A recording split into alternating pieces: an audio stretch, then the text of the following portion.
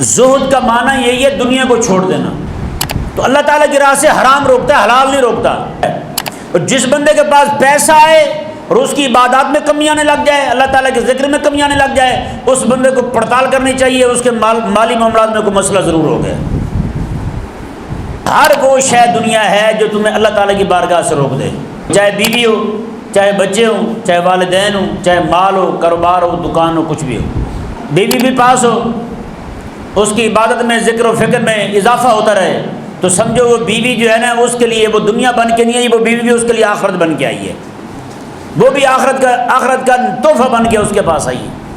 اگر ہم قبر اور آخرت کے لیے اکٹھا نہیں کر رہے، صرف دنیا پر ہی ہماری توجہ ہے، تو پھر ہم سے بڑا گھاٹے والا بندہ ہی کوئی نہیں. ہمیں کتنے لوگ ہیں جن کو ابھی تک ایک صورت، چھوٹی سی صورت کا بھی مکمل ترجمہ نہ آتا ہو. یہ روٹی کمانا، پیسے جمع کرنا، کوٹھیاں بنگلے کھڑے کرنا، یہ تو ہماری ضرورتیں ہیں نا. مقصد کیا ہے؟ مقصد بھول بیٹھے ہیں. تو پیارے بھائیو، مقصد کی طرف توجہ دیں. قیامت بعد دن جو ہے نا ضرورتوں کے بارے میں نہیں پوچھا جائے گا، مقصد کے بارے میں پوچھا جائے گا. حاضرین ذویل احتشام، اللہ تبارک و تعالیٰ کا کروڑہا احسان، جس خداوند قدوس نے ہم سب کو آج کے اس عظیم الشان دن میں اپنے گھر میں آنے کی توفیق عطا فرمائی. آج آپ کے سامنے جو مختصر سی گفتگو کی جائے گی وہ حلال اور حرام کے متعلق بتناظر بیع و شراء، یعنی خرید و فروخت کے معاملات جو ہیں اس کے متعلق کیا چیزیں ضروری ہیں اور کیا چیزیں اہمیت رکھتی ہیں. چند ایک باتیں اس حوالے سے آپ کے سامنے رکھی جائیں گی. اللہ تبارک و تعالیٰ کی بارگاہ میں دعا ہے کہ مولا تعالیٰ حق کہنے کی، سننے سمجھنے کی، عمل کرنے کی توفیق عطا فرمائے. یہ ضروری ہے کہ کوئی بھی بندہ کام کرتا ہے اس سے پہلے اس کے متعلق آگاہی لیتا ہے. جب تک آگاہی نہ ہو تو اس کا کسی کام میں کود جانا ایسے ہی ہے جیسے کسی بندے کو تیراکی نہ آتی ہو اور وہ دریا میں چھلانگ لگا دے. جب کسی بندے کو تیرنا نہ آتا ہو اور وہ دریا میں چھلانگ لگا دے تو نتیجہ یہی آئے گا کہ ڈوب جائے گا. اسی طرح کوئی بندہ کاروبار شروع کر لے اور اس کو اس کاروبار کا پتہ ہی نہ ہو، لین دین کا پتہ ہی نہ ہو، اس کو اس کے ریٹوں کا پتہ ہی نہ ہو، تو پھر یہی ہوگا کہ وہ نقصان کر بیٹھے گا. دکان خالی ہو جائے گی، گلے میں پیسے ہوں گے نہیں. یہ ہمارے علاقے میں ایک بزرگ ہوتے تھے، حافظ صاحب تھے قرآن کے، لیکن وہ بڑے سیدھے سادے تھے، ان کو کوئی پتہ نہیں تھا کسی شے کا پتہ چلتا. ایک دن جو ہے نا وہ ان کے بیٹے کہیں گئے تو انہوں نے کہا یار مجھے بٹھا دو دکان پر، میں دیکھ لوں گا. انہوں نے ابا جی کو منع بھی کیا، بھی ابا جی آپ کو سمجھ نہیں آئے گی سودا لینے دینے کی تو آپ نہ کریں. انہوں نے ضد کی، بچے بھی مان گئے، ٹھیک ہے بیٹھیں بھائی. اب ہوا یہ کہ جو ترازو کے پلڑے میں انہوں نے وٹا رکھا ہوا تھا، جو وٹا رکھا ہوا تھا وہ ویسے کا ویسے ہی رہا، وہ تبدیل نہیں کیا انہوں نے. جو بھی بندہ آتا اسی وزن کا تول کے دے دیتے. 2-4 بندے لے کے گئے تو انہوں نے ہر طرف مشہور کر دیا، وہ بھائی آج تو بڑا مارکیٹ ہی پوری سستی ہو گئی ہے. تو جن جن لوگوں کو ضرورت نہیں بھی تھی نا کسی شے کی، انہوں نے بھی اٹھا کے گھر میں جمع کر لی. وہ دکان سے ساری دکان خالی ہو گئی اور پیسے تھوڑے سے پڑے ہوئے. شام کو جب آئے بچے تو وہ بزرگ بڑے فخر کے ساتھ کہنے لگے بے وقوف ہو، اتنے عرصے سے دکان چلا رہے ہو، آج تک تمہاری دکان خالی نہیں ہوئی. آج پہلی بار مجھے بٹھایا، ایسی برکت پڑی ہے کہ ساری دکان کے سودے بیچ دیے میں نے. اب وہ بھی ایک دم سے چونکے کہ ابا جی نے کیسے دکان خالی کر دی. انہوں نے کہا ابا جی پھر وہ پیسے دکھائیں. پیسے دکھے تو وہ تھوڑے سے، یعنی ظاہری بات ہے انہوں نے وہ وٹا ایک ہی رکھا ہوا تھا، وہ تبدیلی نہیں کیا ہر ایک کو. یعنی کہ 2 روپے کی چیز لینے آئے تو بھی اس کو جناب 5 کلو تول کے دے دیں، کوئی 4 روپے کی لینی ہے تو اس کو بھی 5 کلو تول کے دے دیں. وٹا تبدیل نہیں کیا انہوں نے، جتنے کو پیسے دے اتنا سودا تول کے، وٹا ایک ہی ہے، سودا تول کے دیتے رہے. تو اسی طرح کر کے اگر کسی بندے کو ان وٹوں کی پہچان نہیں ہوگی جو ایک میزان کے طور پر رکھے جاتے ہیں ترازو میں، تو ظاہر بات ہے دکان کا نقصان کر بیٹھے گا، دکان میں سودا نہیں بچے گا اور پیسے آئیں گے نہیں، یعنی دکان پیسے سے بھی خالی، سودے سے بھی خالی۔ اب ظاہری بات ہے پیسے ہوں گے نہیں تو سودا کیسے ڈالیں گے، سودا نہیں ڈالیں گے تو دکان بند، کاروبار تباہ ہو گیا۔ یہ دنیا جہان میں کہیں بھی آپ چلے جائیں، کوئی بھی بندہ کوئی کام بغیر آگاہی حاصل کیے شروع نہیں کرتا۔ آپ کو بھی پتہ ہے لڑکے جاتے ہیں کپڑے والی دکان پہ، جا کے اتنے دیر سے سیکھتے رہتے ہیں، کئی سال تک دھکے کھاتے ہیں، پھر جا کے اپنی دکان ڈالتے ہیں۔ ہوٹل والے ہوں تو وہاں بھی پہلے جا کے کسی کے ہوٹل پہ ہیلپر کے طور پہ کام کریں گے، ایسا ان کے مثالیں کیا چیز ڈالتے ہیں، کتنا پکاتے ہیں، کیا کرتے ہیں، سارا کچھ سیکھیں گے۔ سیکھنے کے بعد جا کے وہ جناب اپنا ہوٹل ڈالیں گے، پھر جا کے اللہ تعالیٰ ان کو بھی برکت عطا فرمائے گا، کام چل جائے گا ان کا۔ تو اسی طرح کر کے کچھ چیزیں وہ ہوتی ہیں جن کا تعلق دنیاوی نفع نقصان کے ساتھ ہوتا ہے، اور کچھ چیزیں وہ ہوتی ہیں جن کے نفع نقصان کا تعلق آخرت کے ساتھ ہوتا ہے۔ گو کے نقصان دنیا میں بھی ہو جاتا ہے اس کا، یہ نہیں کہ اس کا نقصان دنیا میں نہیں ہوتا ضرور ہے، پر بندے محسوس نہیں کرتے کہ یار یہ جو مجھے نقصان ہوا کس وجہ سے ہوا ہے، میری آمدن جو ہے وہ ساری حلال کی ہے یا حرام کی تو نہیں۔ آج لوگ جو جا کے سود پہ پیسے پکڑیں گے اور کام شروع کر دیں گے، تو آپ کو پتہ ہے جو بندہ سود خور ہوتا ہے اس کو تو بھٹا ویسے بیٹھ جاتا ہے، یعنی چاہے پیسوں کی کثرت آ جائے اس کے پاس، وہ خوش ہوتا رہے پیسوں کو دیکھ کے۔ اب پیسوں کی تعداد اب جو ہے نا وہ بڑھوتری ہوتی رہے، پیسے زیادہ آتے رہے اس کی تعداد میں، وہ خوش ہوتا رہے، لیکن اللہ تبارک و تعالیٰ جو ہے اس کو برکت سے محروم کر دے، تو کتنے بڑے نقصان والی بات ہے۔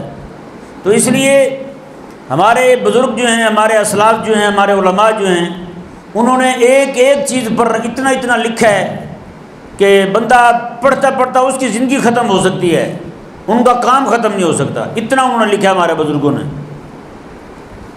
اور موجودہ دور میں تو نعوذ باللہ من ذالک ہمارے جو آج کل کے جاہل پیر ہیں، ان کے دلوں میں مدرسے کی، علماء کی، کتاب کی تو ویسے نفرت ہے، ویسے منع کرتے ہیں مریدوں کو بھی کتاب نہ پڑھنا، مدرسے نہ پڑھنا، عالم نہ بننا۔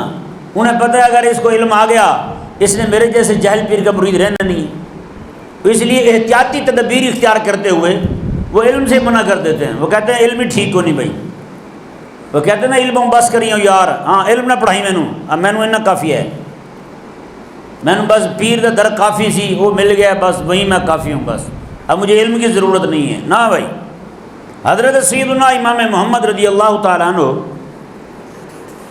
آپ کے پاس یہ المبسوط ہے امام شمس الائمہ سرخسی رحمہ اللہ کی کتاب، فرماتے ہیں کہ کچھ لوگ آئے امام محمد رحمہ اللہ کے پاس، کہنے لگے قیل لمحمد لا تصنفوا فی الزہد شیئا، حضور آپ تصوف پر، زہد پر کو لکھتے نہیں ہیں، کو زہد پر لکھیں، تصوف پر لکھیں، پیری مریدی پر کچھ لکھیں۔ حضرت امام محمد رضی اللہ تعالیٰ عنہ فرمانے لگے میں نے زہد پر، تصوف پر لکھا تو ہے۔ انہوں نے کہا کیا لکھا آپ نے؟ وہ فرمایا قد صنفت کتاب البیوع، فرماتے ہیں کہ میں نے کتاب البیوع لکھی ہے۔ کیا لکھا ہے؟ کتاب البیوع لکھی ہے۔ کتاب البیوع کا مطلب ہے خرید فروخت کرنے کے مسائل، ان مسائل پر میں نے کتاب لکھی ہے۔ انہوں نے کہا حضور یہ کتاب تصوف کی کب سے ہو گئی ہے؟ حضرت امام محمد رضی اللہ تعالیٰ عنہ فرمانے لگے کہ بات یہ ہے کہ یہ زہد کا معنی یہی ہے دنیا کو چھوڑ دینا۔ زہد کا معنی کیا ہے؟ دنیا کو ترک کر دینا۔ تو جو چیز ایسی ہو جو اللہ کی راہ سے روکے وہی دنیا ہے۔ تو اللہ تعالیٰ کی راہ سے حرام روکتا ہے، حلال نہیں روکتا۔ نہیں سمجھ آیا؟ حلال آتا ہے، حلال میں برکت آتی ہے اور بندہ نیکی کی طرف بڑھتا چلا جاتا ہے۔ اور جس بندے کے پاس پیسہ آئے اور اس کی عبادات میں کمی آنے لگ جائے، اللہ تعالیٰ کے ذکر میں کمی آنے لگ جائے، اس بندے کو پڑتال کرنی چاہیے، اس کے مالی معاملات میں کوئی مسئلہ ضرور ہو گیا۔ سمجھ آ گئے نا جی؟ تو اتنی بڑی بات کی حضرت امام محمد رضی اللہ تعالیٰ عنہ نے۔ آپ فرماتے ہیں فرمایا کہ کتاب میں نے لکھی تو ہے، یہی تو تصوف پر ہے۔ امام حضرت مولانا روم رحمہ اللہ فرماتے ہیں نا، فرماتے ہیں کہ لوگ جو ہے نا وہ سمجھتے ہیں کہ دنیا فلاں شے ہے، فلاں شے دنیا، فلاں شے دنیا ہے۔ آپ فرماتے ہیں نا، فرماتے ہیں کہ ہر وہ شے دنیا ہے جو تمہیں اللہ تعالیٰ کی بارگاہ سے روک دے، بس وہ چاہے بیوی ہو، چاہے بچے ہوں، چاہے والدین ہوں، چاہے مال ہو، کاروبار ہو، دکان ہو، کچھ بھی ہو۔ اور فرماتے ہیں کہ اگر بندہ بیوی بھی پاس ہو، اس کی عبادت میں، ذکر و فکر میں اضافہ ہوتا رہے، تو سمجھو وہ بیوی جو ہے نا، اس کے لیے وہ دنیا بن کے نہیں آئی، وہ بیوی بھی اس کے لیے آخرت بن کے آئی ہے، وہ بھی آخرت کا تحفہ بن کے اس کے پاس آئی ہے۔ اور اسی طرح کاروبار ہے، کاروبار بندہ کر رہا ہے، اللہ تبارک و تعالیٰ کے احکامات پورے طور پہ ادا کر رہا ہے، دین متین کے معاملے میں اس سے سستی نہیں ہو رہی، یعنی کہ پڑھنے کے معاملے میں، سیکھنے کے معاملے میں اسی طرح جس طرح پہلے وہ کر رہا تھا اسی طرح ہو رہا ہے۔ آج عموماً لوگ جو ہے نا، پہلے ہاتھ میں تسبیح ہوتی ہے، مسجد میں اتنی دیر بیٹھ کے وظائف پڑھتے ہیں، جیسے 4 پیسے آ جائیں تو سب سے پہلے تسبیح گئی اور مسجد گئی، مسجد سب سے پہلے جاتی ہے، تسبیح گئی، ذکر و فکر گیا، عبادت گئی، ہر شے گئی۔ نہیں یار، ہمیں دنیا میں رہنا نا، جتنا دنیا میں رہنا ہے اتنا دنیا کے لیے اکٹھا کریں، جتنا آخرت میں رہنا ہے، قبر میں رہنا ہے، اتنا اس کے لیے اکٹھا کریں۔ اگر ہم قبر اور آخرت کے لیے اکٹھا نہیں کر رہے، صرف دنیا پر ہی ہماری توجہ ہے، تو پھر ہم سے بڑا گھاٹے والا بندہ ہی کوئی نہیں۔ سب سے زیادہ پھر نقصان ہم کر رہے ہیں، اور ہم اپنے ہی نقصان کر رہے ہیں، کسی اور کا نہیں کر رہے۔ تو اس معاملے میں ہمیں غور کرنی چاہیے۔